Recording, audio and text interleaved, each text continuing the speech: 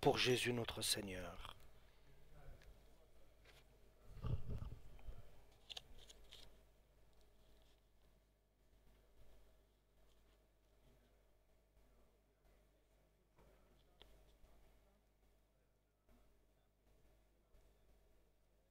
Nous allons lire deux livres de l'Apocalypse, chapitre 3, Apocalypse, verset 7. Écrit à l'ange de l'église de Philadelphie. Voici ce que déclare celui qui est saint et véritable, celui qui a la clé du roi David, celui qui ouvre et personne ne peut fermer, qui ferme et personne ne peut ouvrir. Je connais ton activité, je sais que tu n'as que peu de force, et pourtant tu as été fidèle à ma parole, et tu ne m'as pas renié. Eh bien, j'ai ouvert une porte devant toi, que personne ne peut fermer. Voici ce que je ferai des gens de l'assemblée de Satan, ces menteurs qui se prétendent juifs, mais ne le sont pas. Je les forcerai à venir s'agenouiller devant toi pour t'honorer. Ils reconnaîtront que je t'aime, puisque tu as gardé mon ordre d'être persévérant. Moi aussi je te garderai de la période de malheur qui va venir sur le monde entier pour mettre à l'épreuve les habitants de la terre. Je viens bientôt. Tiens fermement ce que tu as, afin que personne ne te prenne ta couronne de victoire. Que de celui qui aura remporté la victoire, je ferai une colonne dans le temple de mon Dieu, et il n'en sortira plus jamais. J'inscrirai sur lui le nom de mon Dieu et le nom de la ville de mon Dieu, la nouvelle Jérusalem, qui descend du ciel, envoyée par mon Dieu. J'inscrirai aussi sur lui mon nom nouveau. Que chacun, s'il a des oreilles, écoute bien ce que l'Esprit dit aux églises. Écrit à l'ange de l'église de Laodicée. Voici ce que déclare l'Amen, le témoin fidèle et véritable, qui est à l'origine de tout ce que Dieu a créé. Je connais ton activité, je sais que tu es ni froid, ni bouillant. Si seulement tu étais l'un ou l'autre, mais tu n'es ni bouillant ni froid, tu es tiède, de sorte que je vais te vomir de ma bouche. Tu dis, je suis riche et j'ai fait de bonnes affaires, je ne manque de rien. En fait, tu ne sais pas combien tu es malheureux et misérable. Tu es pauvre, nu et aveugle. C'est pourquoi je te conseille d'acheter chez moi de l'or purifié au feu pour devenir réellement riche. Achète aussi des vêtements blancs pour t'en couvrir et n'avoir plus la honte de paraître nu, ainsi qu'un remède pour soigner tes yeux et leur rendre la vue. Amen pour la parole du Seigneur. Deux églises, deux esprits différents. L'église de Philadelphie et l'église de Laodicée. Une église de Philadelphie qui est obéissante et une église de Laodicée qui est différente, qui n'est pas obéissante. Mais l'important, c'est ce qu'a dit notre Seigneur Jésus-Christ. Et il a dit cela à Pierre lorsqu'il a demandé « Que disent les gens que je suis, moi le Fils de l'homme ?» Et puisque chacun a dit sa pensée ou ce qu'il avait entendu, Pierre a dit « Tu es le Fils de Dieu ». Alléluia. Et sur cette confession-là, le Seigneur a répondu « Tu es bien heureux, Pierre, car ce que tu as dit là, ce n'est pas la chair qui t'a révélé cela, et personne, mais c'est mon Père dans les cieux qui te l'a révélé. Et moi je te dis, toi tu es Pierre, et avant il s'appelait Simon qui veut dire de la paille, et maintenant moi je t'appelle maintenant de la paille, je vais t'appeler Pierre, tu es une pierre, tu es Roc le Pierre, Pierre le Roc. Et sur cette confession que tu viens de dire, moi, le Christ, je vais établir mon Église, édifier mon Église. Et l'important, c'est que l'Église est édifié par Jésus. Et l'Église n'est pas à Pierre, mais nous sommes son Église. Nous sommes une pierre vivante qui est assemblée, rassemblée pour former son Église. Et chacun de nous, c'est le Christ qui nous édifie. Alléluia. C'est moi qui va édifier mon Église, comme lorsque je vais édifier mon Église, alors les portes de l'enfer n'auront plus de pouvoir sur elle. Il y a les portes de l'enfer, mais lorsque le Christ t'édifie, te construit, il n'y a rien qui peut intervenir contre toi. Et l'Église est la maison de Dieu. C'est la colonne qui soutient la vérité. C'est l'Église de Dieu. Si l'Église n'est pas une colonne et le fondement de la vérité, alors ce ne sert à rien que nous nous rassemblions, qui amène à la perdition alors, nos rassemblements. Qu'est-ce qui différencie de la vraie Église et de la fausse, comme il nous l'a dit ici dans le chapitre 3 et dans l'église de Philadelphie. Qu'est-ce qui fait la différence? C'est la vérité. Qu'est-ce qui a fait entrer Caleb dans la terre promise et Moïse est resté dehors? C'est l'obéissance à la parole du divin. Dis Seigneur, et je le ferai. Et Dieu lui a dit, tu vas parler à la roche, à la pierre, et elle sortira de l'eau. Mais Moïse a frappé de son bâton 2 fois.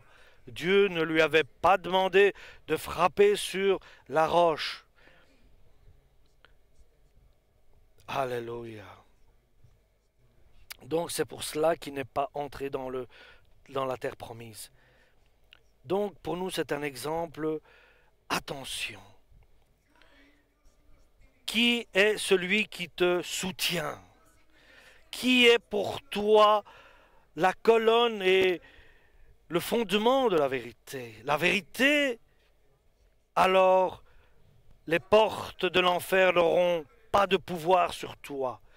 Tout pourra se détruire, tout pourra tomber car tout est provisoire, mais seule la parole de Dieu restera éternellement. Et ceux qui espèrent en Dieu ne seront pas déçus. Il est écrit et la parole ne peut pas être modifiée.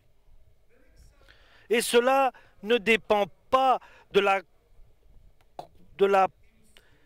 force, de l'intelligence, de la capacité de l'être humain, ou même quelqu'un qui peut se donner,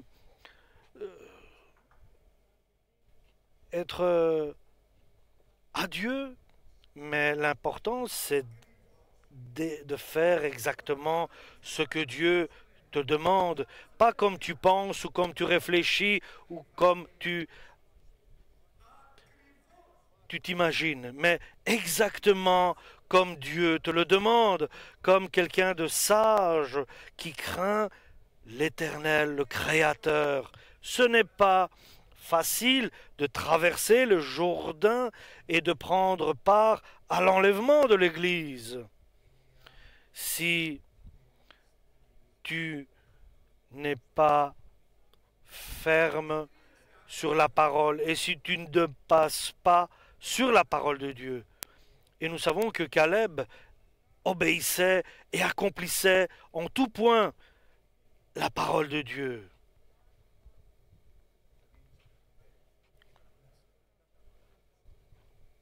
Et si nous obéissons, nous recevrons une double mesure du Saint-Esprit. Car le Seigneur il rassemblera ceux qui ont la foi, ceux qui lui appartiennent. Alléluia.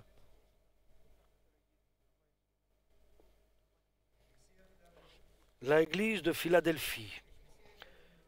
L'église pour laquelle l'apôtre Paul nous dit, il parle dans sa lettre aux Éphésiens, il parle de l'église des derniers jours. Le Christ a aimé son église et il s'est livré pour elle, pour son église, pour la sanctifier. Avec sa parole, il a purifié son église pour que celle-ci, son église, elle soit présentée sainte, sans n'ayant de rides ni aucune tache, mais qu'elle soit pure et sainte. Ça, c'est l'œuvre de Dieu. Ça, c'est l'œuvre de Jésus qui a pris en charge pour son Église des derniers jours. Elle sera glorieuse, sainte, qui n'a pas de rides ni de taches, qu'elle soit sainte, car Jésus a aimé et aime son Église. Pourquoi l'a-t-il aimé, son Église? Parce que nous avons aimé aussi Jésus. Nous voulons Jésus. Et celui qui a mes commandements et qui les met en pratique, c'est lui vraiment qui aime ma personne. Alléluia. C'est la certitude que nous aimons Jésus, c'est la preuve que nous aimons Jésus, c'est en accomplissant sa volonté, ses commandements, avec une foi qui est fortifiée par le Saint-Esprit. Et c'est éternel, ça vient du ciel, par le Père et Jésus-Christ, par le Saint-Esprit, à nous, qui sommes tout simplement sans valeur. Qui sommes-nous? Nous sommes sans valeur, nous sommes des misérables, nous sommes moins que rien. Personne parmi nous n'est digne de parole, mais gloire à Dieu, car Jésus est parmi nous et il nous métamorphose. Nous étions de la paille et nous sommes devenus de la pierre, car nous avons cru que Jésus est la vie et le chemin et la vérité. Oui, nous avons cru, nous l'avons accepté dans notre cœur et c'est un cadeau de Dieu. Et c'est par la grâce de Dieu que nous avons cru en lui. Ce n'est pas par notre propre volonté, c'est Dieu qui nous a aimés d'abord. Et il nous a rassemblés dans son Église. Tout dans notre vie est la grâce de Dieu, car nous sommes sans valeur, nous sommes rien du tout. Et personne de nous ne vaut quelque chose. Alléluia. Et qu'il ne doit pas penser qu'il est meilleur que l'autre. Il est perdu en ayant une telle pensée. Et considérer les uns les autres, chacun plus bas que l'autre. Nous devons ainsi considérer que nous sommes moins que les autres, pour que nous puissions ne pas tomber dans le piège. Mais nous sommes une Église qui a tourné son regard vers Jésus, car là est notre force, là est notre puissance. L'Église n'a pas à présenter des œuvres, des travaux ou des événements, mais notre force, notre événement, c'est Jésus-Christ. Nous sommes sans valeur, nous sommes moins que rien du tout. Et c'est Jésus qui a bien voulu nous appeler, nous inviter à vivre avec lui. Fasse que nous puissions comprendre que nous devons connaître nos faiblesses et que la force de Jésus, c'est elle qui nous élève. Alléluia. Pour que nous puissions prendre conscience que lorsque nous sommes faibles, alors Dieu est puissant en nous par le Saint-Esprit. Alléluia. Si tu veux être fort, dis, je suis faible, car dans ma faiblesse, Dieu se révèle puissant. Alléluia. Il trouve un terreau où il peut intervenir, Amen, alléluia. Un vrai amour. Et nous savons que l'amour de Dieu est versé dans nos cœurs par le Saint-Esprit. Alléluia. Et je connais tes œuvres, dit Jésus. Est-ce qu'il y a quelque chose qu'il ne connaît pas? Mais bien sûr qu'il connaît nos œuvres. Moi, je dis à toi, je t'ai mis là à une porte ouverte et personne ne peut la fermer. Je t'ai établi, toi qui es faible, qui as une petite force, ici dans l'église de Philadelphie, comme Jésus parle. Et c'est Jésus qui ouvre une porte ouverte que personne ne peut fermer et qui soit devant toi et que tu marches sur ce parcours et que la gloire de Dieu soit devant toi. Deviens comme Jésus te le demande, sois celui que tu es. Libère-toi de toute cette pensée, cette réflexion, comme Moïse a dit, maintenant vous allez voir, nous allons vous sortir de l'eau de cette pierre. Et il a frappé de son bâton 2 fois. Mais Dieu, lui avait pas demandé de faire cela. Il a dit, parle à la pierre et elle sortira de l'eau. Mais il a voulu montrer sa propre personne. Et ça, Dieu lui en a gardé. Alléluia. Et nous devons être fiers de notre faiblesse pour que Dieu soit glorifié dans notre vie. Alléluia. Et j'ai établi devant toi une porte ouverte dans ta faiblesse, car tu es petit, tu es comme Caleb qui a obéi à ma parole, tu n'as pas beaucoup de force.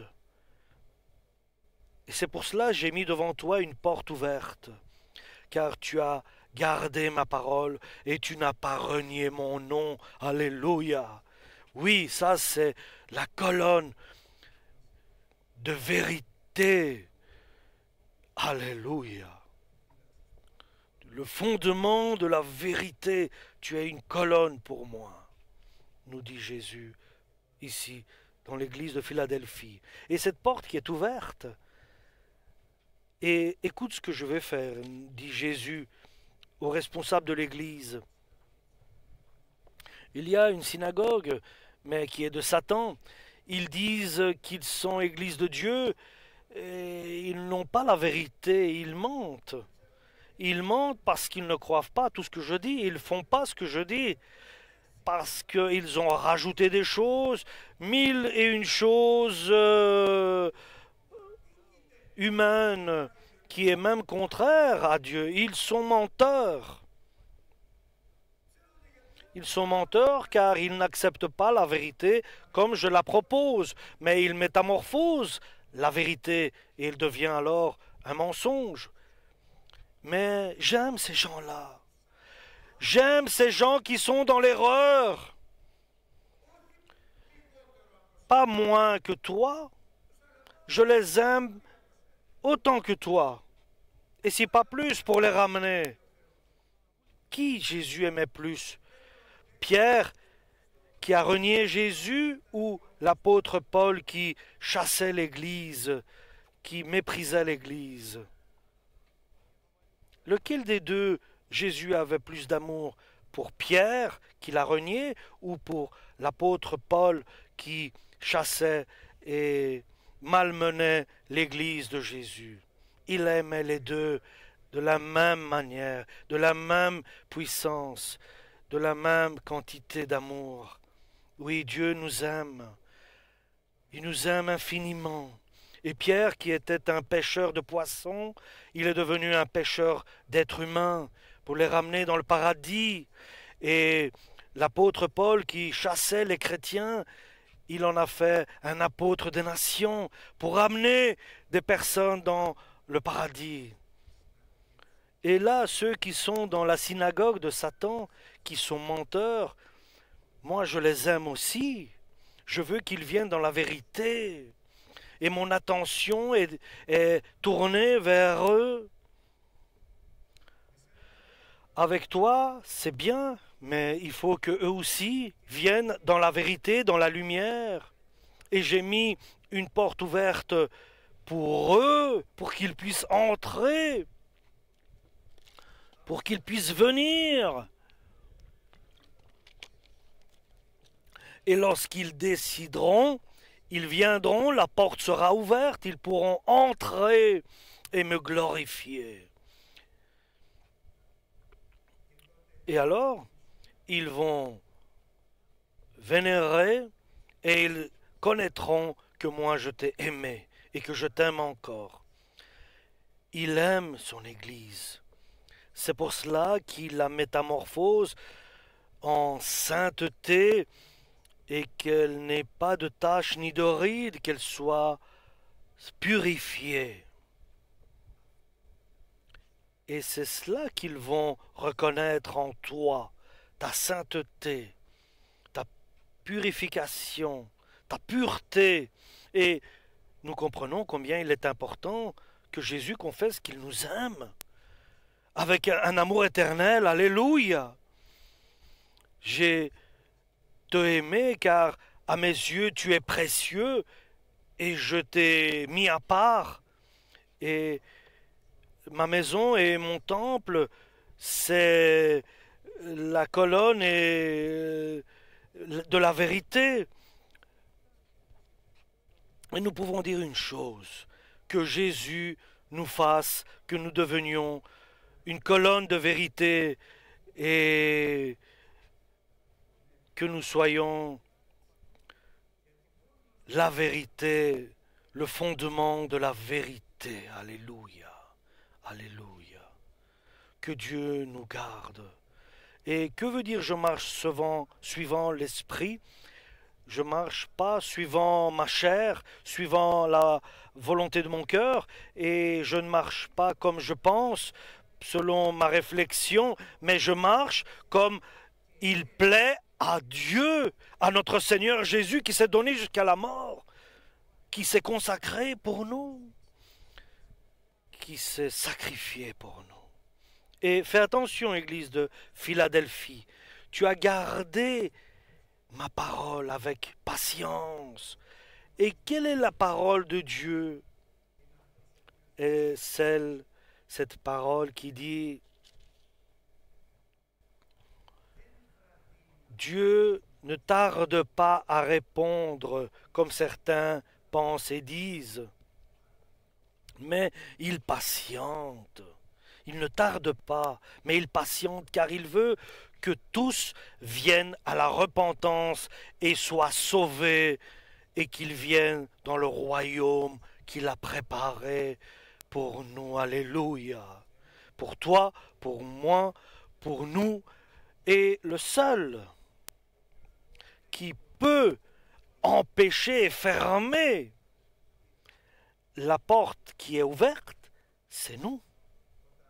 Lorsque nous utilisons notre propre logique, nous entrons dans l'église, ça c'est ma place. Pourquoi tu t'es assis à moi?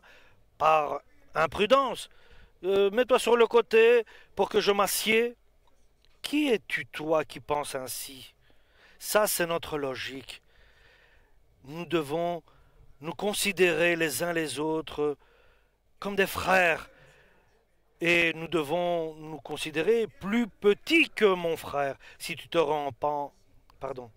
si tu te repens pas, tu resteras comme Moïse dehors. Caleb, son serviteur, était simple. Il s'est passé quelque chose et Dieu a fait grâce.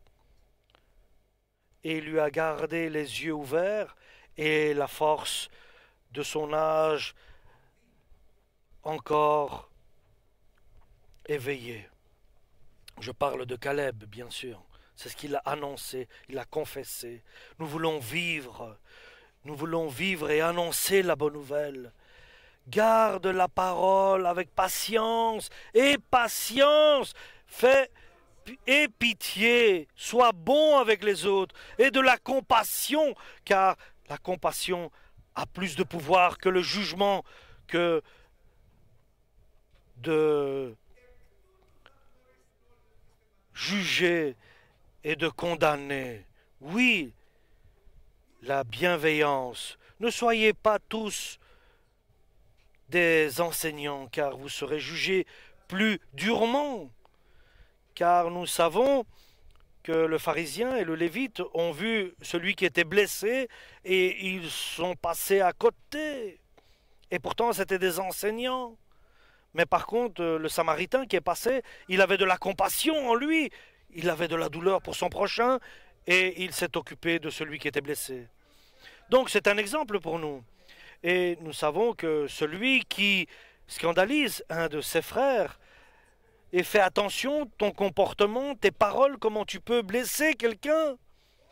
Celui qui scandalise un de mes frères, il vaut mieux qu'il se met une corde au cou et une pierre et qu'il se jette dans l'eau.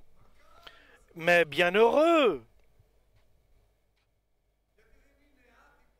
celui qui accomplit la volonté de Dieu, car Dieu n'oublie pas ce que vous accomplissez, ceux qui servent, ceux qui sont dans la peine et dans les douleurs. Lui a l'esprit de compassion, l'esprit d'amour, l'esprit de Caleb et l'esprit du serviteur qui veut faire le bien autour de lui, qui a de la compassion, qui a de la miséricorde. Alléluia. Comme a dit Moïse, vous allez voir, nous allons vous faire sortir de l'eau de cette pierre. Ça, c'est de la prétention. Si tu gardes pas ma parole, moi je te garderai pas non plus de l'heure de l'épreuve qui viendra sur le monde entier.